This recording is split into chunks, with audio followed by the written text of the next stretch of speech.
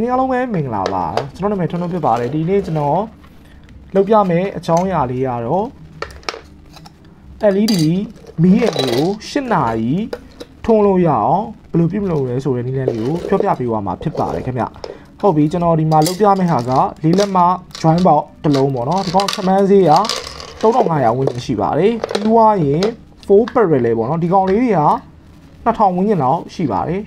18650တခဲလေးလုံးထည့်လို့ရပါတယ်ဒီဟိုဒါနှစ်ခုတခဲရှစ်လုံးနဲ့အသုံးပြုပြပါပေါ့နော်ကျွန်တော်အားသွင်းမဲ့ charger ကတော့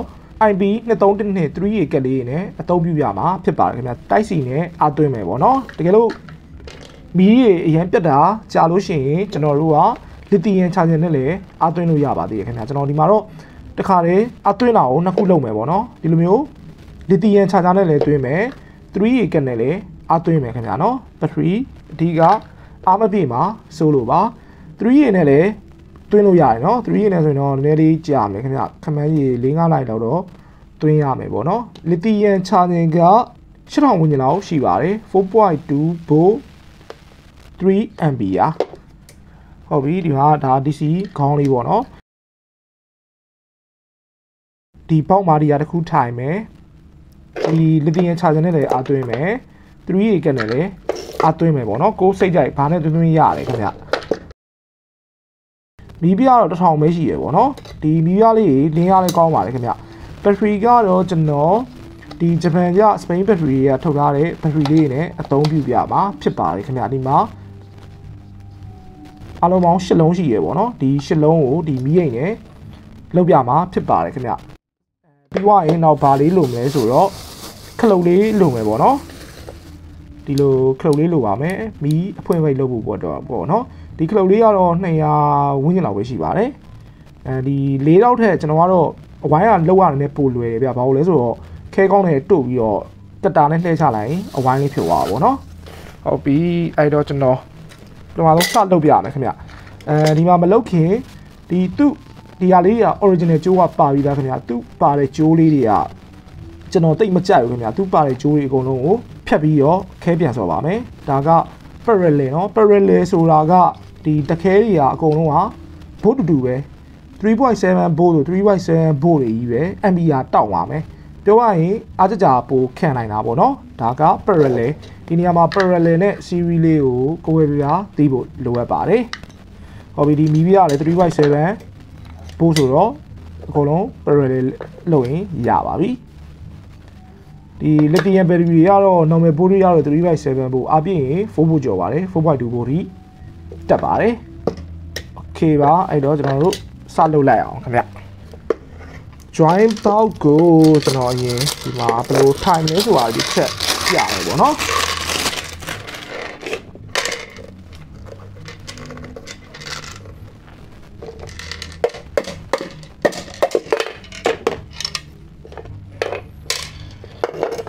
ကျွန်တော်ကဒီလိုစဉ်းစားရတယ်များဒီနှစ်ခုကို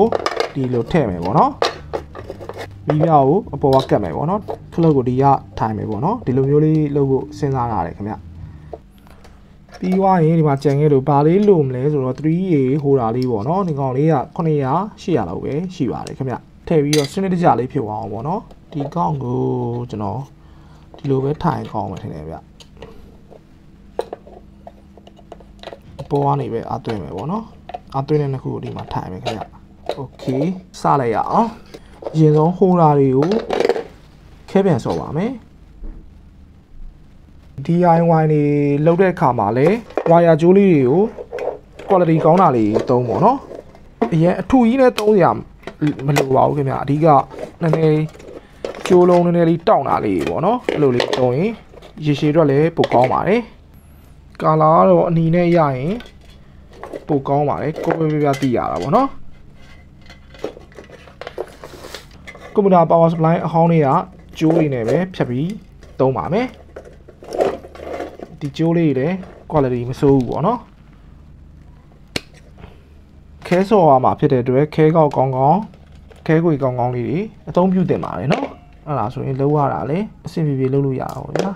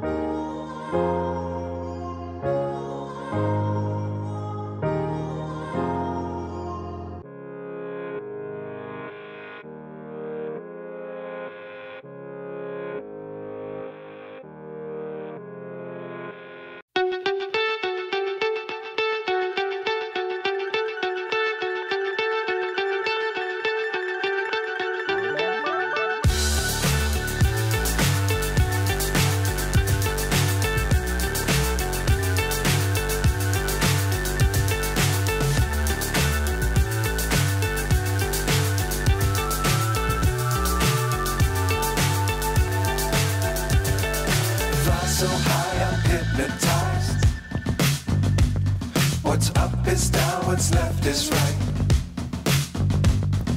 Chasing stars and holding you. I can't see the end, but we'll see it through.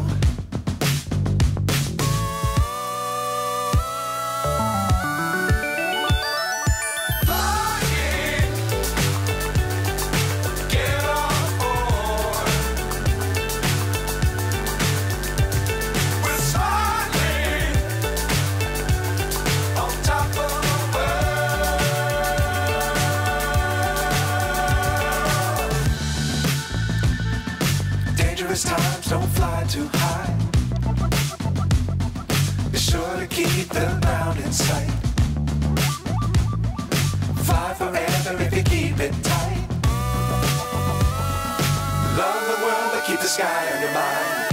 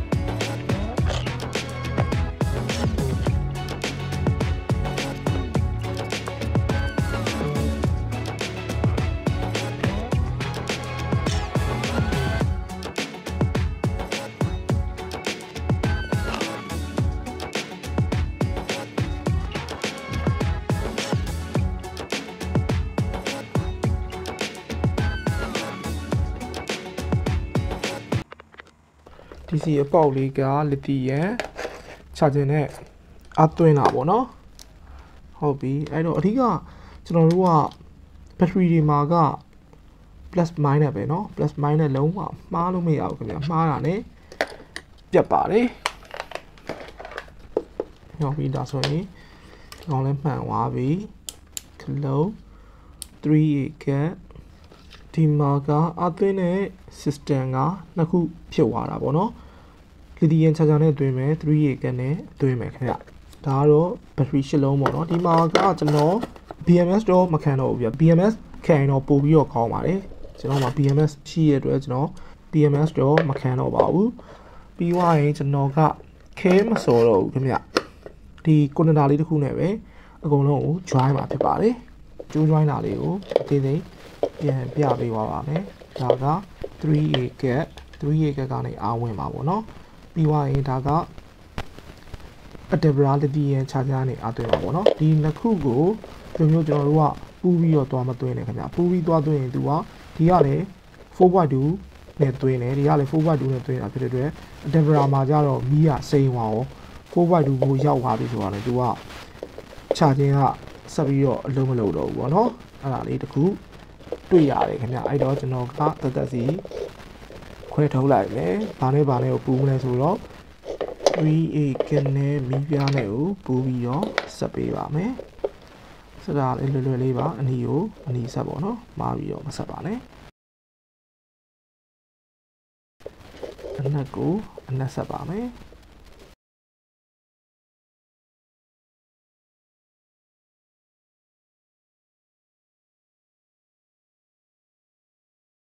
တပရာအသွင်းတာနဲ့ဘက်ထရီနဲ့ကို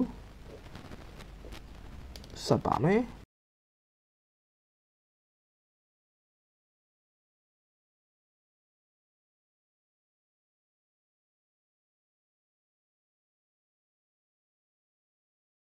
ကျွန်တော်ဒီမှာကွန်နက်တာခံလိုက်တယ်ဆိုတာကတခုတော်တဆအဲ့ဒါတက်လို့နည်းနည်းနဲ့လုပ်ရင်ပြန်ပြီးလုပ်လို့ရအောင်ကွန်နက်တာနဲ့ဆက်တာဖြစ်ပါတယ်ခင်ဗျဒီကွန်နက်တာလေးရတယ်မီထွန်းသုံးတာလို့ပါတော့ဘယ်လိုပဲလုပ်အေးစေး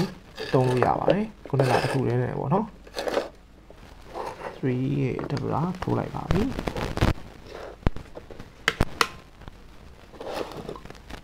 ဟုတ်ပြီဒီမှာတော့ကျွန်တော်ပြန်ပြရမယ်သူကဒါဘက်ထရီလေးရပါတော့အမသွင်းရသေးဘူးအသွင်းရင်အနီလေးဖြစ်သွားပါပြီဟုတ်ပြီ3ရေနဲ့ထပ်သွင်းကြည့်ပါမယ်ဒါဆိုရင်3ရေလည်းအလုပ်လုပ်ပါတယ်ခင်ဗျာနော်ဟိုမှာမိပိတ်ပြလိုက်မယ်လီသီယမ်ရော3ရေကက်ကောအလုပ်လုပ်ပါတယ်ဘာလို့အသွင်းတာနှစ်ခုတက်လဲဆိုတော့ဒီတစ်ခုလေးသွင်းရင်ဒီကောင်ဘက်ထရီရှစ်လုံးဖြစ်တဲ့အတွက်ကျွန်တော်တို့က3ရေကက်တွေတပရာတွေပို့ပြီးနည်းနည်းအသွင်းတာနည်းနည်းကြာတယ်ပေါ့ဒီလိုမျိုးနှစ်ခုတစ်ပြိုင်တည်းသွင်းတော့အချိန်တော့နည်းနည်းလေးပိုမြန်သွားမယ်ခင်ဗျဘက်ထရီ mAh များတဲ့ကောင်တွေဆိုရင်တပရာတစ်လုံးနဲ့မရပါဘူးသွင်းလို့တော့ရတယ်ဗျာဘယ်လိုပြောရမလဲအရင်ကြာသွားမယ်ခင်ဗျာနော်အခုကျွန်တော်ကအကုန်လုံးအားအပြည့်ဆိုရင်တိတ်မသွင်းရတော့ပါဘူးမီးရဲ့တင်အားလေးကိုတစ်ချက်ဆန်းကြည့်ပါမယ်ဘယ်လောက်လင်းလဲပေါ့နော် okay 1 2 3ဆိုပြတော်တော်လင်းတယ်လို့ပြောလို့ရပါတယ်ပြန်ပိတ်ပြမယ်နော်1 2 3 okay ပြန်ဖွင့်ကြည့်ပါမယ်တော်တော့လင်းတယ်ခင်ဗျမစိုးပါဘူးပြကျွန်တော်သုံးကြည့်ရသလောက်တော့အဆင်ပြေပါတယ်အခုဒီမှာသုံးထားတဲ့ဘက်ထရီက၈လုံးဆိုတော့အနည်းငယ်ဝိတ်လေးကတော့နည်းနည်းလေးလေးမယ်ပေါ့နော်ပြီးသွားရင်ဘက်ထရီတွေကကျွန်တော်ကတစ်လုံးကို1500 mAh average ပေါ့နော်အဲ့တော့ကျွန်တော်တို့က8လုံးဆိုရင်12000 mAh ရှိပါတယ်12000 mAhအဖြစ်တဲ့အတွက်8နာရီအချမ်းမြင် AC သုံးလို့ရပါတယ်ခင်ဗျ 3x7 LED indicator လေးပါထည့်ရင်တော့ပို့ပြီးတော့ကောင်းတယ်ပေါ့နော်ဟိုအားကုန်လားမကုန်လားအလွယ်တကူကြည့်လို့ရတာပေါ့ကျွန်တော်ကတော့ဒီမှာတော့မထည့်ပြတော့ခင်ဗျာနော် 3x7 မီးပြားလေးတွေကတော့မီးထွက်ရင်တော့အနှဲငယ်တော့ပူတယ်ခင်ဗျဒါပေမဲ့တအားကြီးစိုးရိမ်နေရတော့မလိုပါဘူးเนาะကျွန်တော်အခုဒီမီးပြားကလည်းနောက်ကကော့ခန်းနဲ့ပဲကတ်ထားတာခင်ဗျအရင်ပျော်ကြသွားတဲ့အထိတော့မဖြစ်ပါဘူးခင်ဗျတကယ်လို့ကိုကပျော်မှာစိုးရိမ်နေဆိုရင်လည်းမီးပြားလေးကိုသေးသေးလေးနှလုံးနဲ့ဆွဲထားလိုက်ရင်ပို့ပြီးတော့ကောင်းပါတယ်ခင်ဗျအဲ့တော့ဒီဗီဒီယိုဖိုင်လေးကိုတော့ဒီမှာပဲရိုက်လိုက်တော့မယ်ကြည့်ရှုပေးတဲ့တကယ်ချင်းတယောက်စီတိုင်းကိုကျေးဇူးတင်ပါတယ်တခုခုအဆင်မပြေတာသိချင်တာရှိရင်လည်းဒီဗီဒီယိုဖိုင် comment အောက်မှာဝင်ရောက်ပြီးတော့ရေးသားလို့ရပါတယ်ကျွန်တော်တစ်နိုင်သလောက်ဖြည့်ပေးသွားမှာဖြစ်ပါတယ်ခင်ဗျအားလုံးကိုကျေးဇူးတင်ပါတယ်အားလုံးပဲရွှင်လန်းချမ်းမြေ့ကြပါစေ